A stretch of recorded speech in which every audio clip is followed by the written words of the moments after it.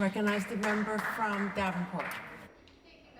And it gives me great pleasure to rise in the House today to weigh in on the throne speech and how it will have a positive impact on the lives of Davenport residents and really all residents across Ontario.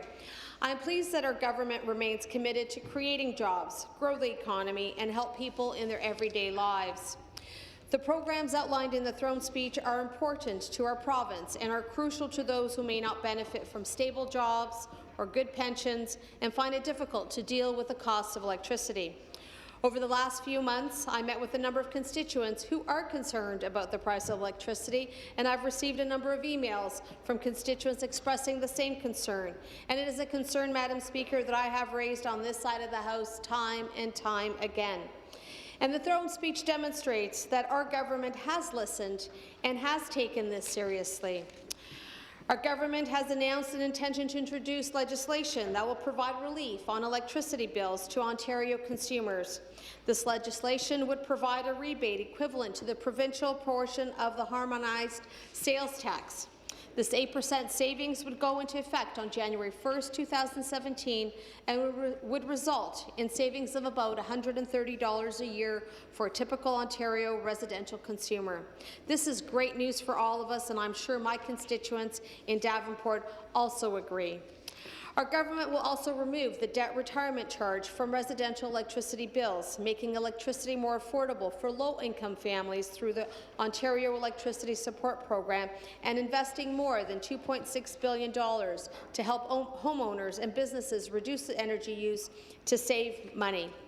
These measures demonstrate that our government understands the concern of Ontarians and the pressures facing families in Ontario and the families in my riding of Davenport. Madam Speaker, pardon me. I was also pleased to hear about a commitment to continue building a better transit system in Ontario. In fact, announced earlier this past June, a new GO station will open up in my riding of Davenport, right at the corner of Bloor and Lansdowne. Residents asked, and our government listened and responded. Madam Speaker, 50 kilometres of new and dedicated rapid transit corridors are being built, including the new Eglinton Crosstown LRT, with 2 new stations in the riding of Davenport, one at Eglinton and Caledonia and the other at Eglinton and Dufferin. We all know how hard it is and how difficult it is to get across this city, across this province, and so over the next 10 years, as new stations are built and tracks are electrified to deliver GO Regional Express Rail, weekly trips across the entire GO Rail network will grow to nearly 6,000. And this represents more than a doubling of peak service and a quadrupling of off-peak service compared to today, and will reduce those long journey times that we're experiencing today, in some cases by as much as 50%. Madam Speaker, we have every reason to be very proud of what we have accomplished. Yet, there is a lot of room for rolling up our sleeves, looking forward and working harder together. It's the government's responsibility to ensure that families have the right supports so children can grow and learn in a healthy environment. As a mother of 2 young boys, Andre and David, I know how important it is to have the right supports in place when it comes to our children. In fact, it is one of the reasons, if not the main reason, I ran for office, to ensure that our children have a bright future. There are many young families in Davenport who want access to high-quality licensed childcare spaces.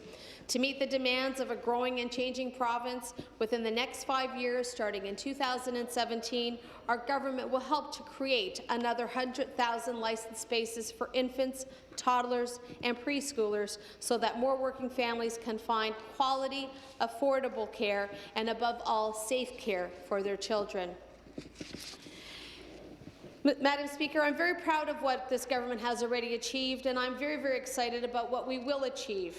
Our goal is for Ontario to be known around the world as the place to be, although I believe, actually I know that Ontario is the place to be, the best place to live, work, and raise a family, the place of exciting opportunities. I know that this is what Davenport residents want, and this, Madam Speaker, if we're setting these objectives, if we're setting the right objectives, if we're making the right investments, creating the right partnerships, I am sure that we will continue to be the province that we are. Thank you, Madam Speaker.